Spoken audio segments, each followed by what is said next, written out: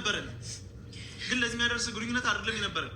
አንተ በእናትህ ቆይ ቤተሰቦቻችን ስለኛ ነገር ያውቃሉ። እስከ መጨረሻው ጠብቀው ነበር እኮ።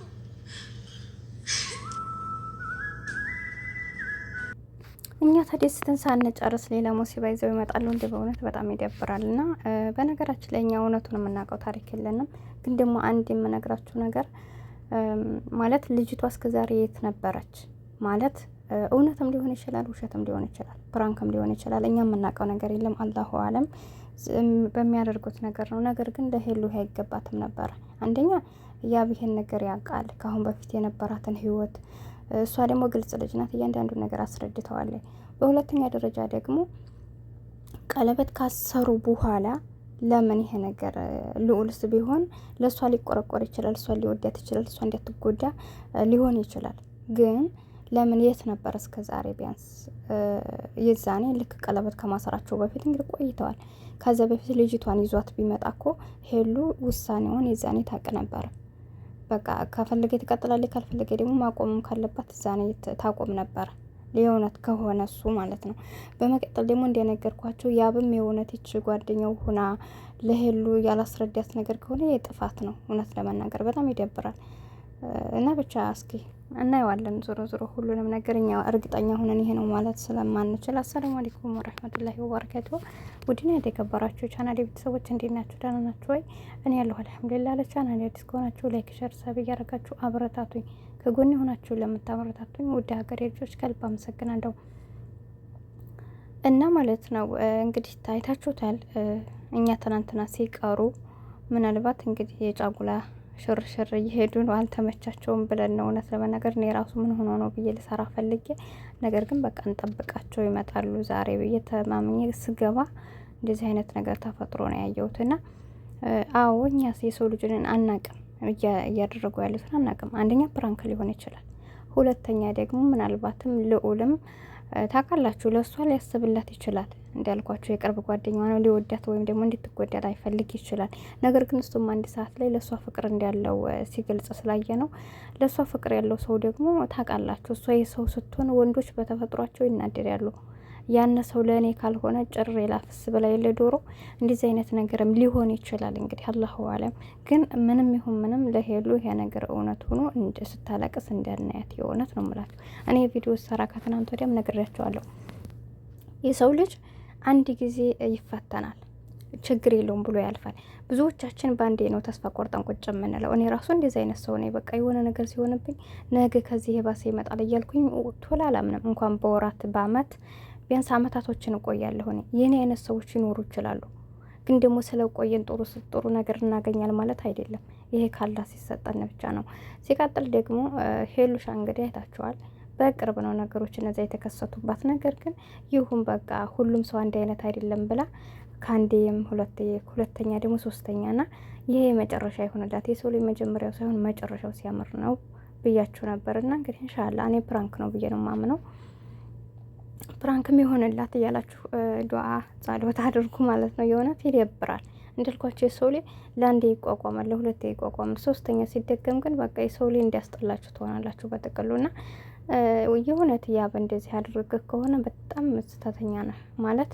ለምን የተጎዱ ሴቶችን ቢያንስ ልትጠግኗቸው ካልቻላችሁ ልትጎዷቸው ግን አትሞክሩ።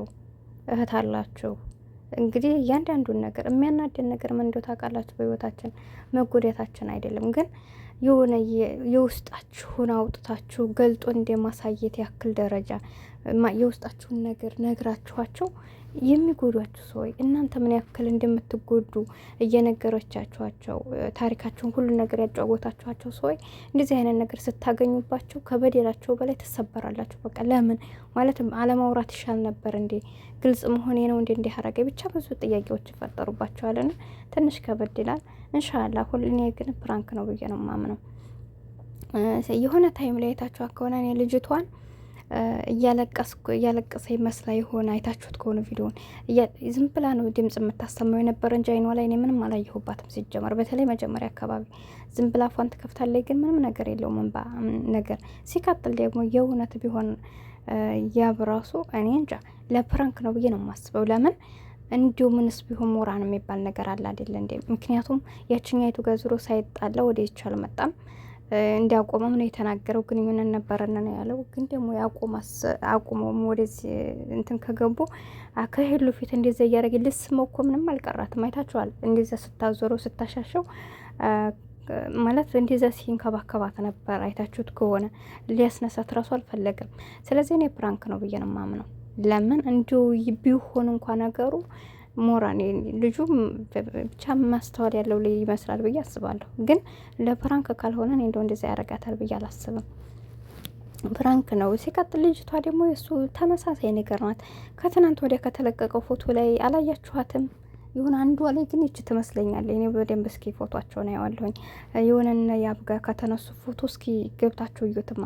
ሁለት ቀይ ልጆች የነበሩ በግራና በቀኝ የተነሱ ከና ያብጋ እና አንዷ እንዲያትሆን እህቱ እንዲያትሆን ሲቃድ ይጀመር እኔ ወይ እህቱ እንዲያትሆን ፕራንክ እያረጉ እንዳይሆን አላቅም። ወላሂ አይታችኋታል አላያችኋትም? እኔ ግን እሷን የመሰለች ያየሁ መስሎኛል። እና ብቻ አረ በእውነት ይደብራል። እኔ ይሄን ያደርጋል ብዬ አላስብም። ለምን ምንስ ያክል ቢሆን እንኳንም ጥሩን ሰውና መጥፎ ሰው ቢሆን ራሱ በዚህ ልክ ለምን የሰው ልጅ እንበድላለን? ማለት በጣም ይደብራል። የሰው ልጅ ቢያንስ ማስደሰት ባንችል ግን ማስከፋት ይሄ ትክክል አይደለም። እንዳልኳችሁ ያ እሷን ለማገኘት የሚፈልገው ለማገኘት ብላችሁ የምታስቡበት ይሄ እኮ ምንም አይደለም እኮ የ5 ደቂቃ ስሜት የሰው ላይ ለመጉጃ ይሆናል ብለን እናስባለን። ሲቀጥል ደግሞ ሄሉ አዲስ አይደለችም። ከአሁን በፊት ጓደኛ የነበራል ልጅ ናት አይደለ? ስለዚህ ያን ያክል ርቀት ይጓዛል ብዬን አላስብም እንደ ራሴ። እስኪ እናንተም የራሳችሁን ሀሳብ አስቀምጡ። አለሙሄም ኸይር ተመኝ ኸይር እንድታገኝ ነው። ሁላችንም ጥሩ ነገር ነው የምንመኘው። ኢንሻአላ ከነሱ ብዙ ነገር ነው እንጂ የምጠብቀው። ትናንት ቀለበት ታስሮ ዛሬ ይሄን ጭቅጭቅ አንጠብቅም ብዬ ተስፋ እና ውድ ተመልካቾች እንግዲህ እኔ እዚህ ቦታ ላይ ሁላችንም ጥሩ ነገር እየተመኘን ጠብቃት ሄሉን ኢንሻአላ ምንም ነገር አይፈጠር ብዬ ተስፋ አደርጋለሁኝ። እና ሄሉ ስታለቅስ ሁላችንም አንወድም። ያ ይሄን ነገር ሰርተ ከሆነ እውነት በጣም ይደብራል። እንደነገርኳችሁ ማንኛችሁም ብትሆኑ አያችሁት አይደለ? ከባድ ነው። ከአሁን በፊት ያለፈ ታሪክ እኮ ያለፈ ታሪክ ነው አይደለ?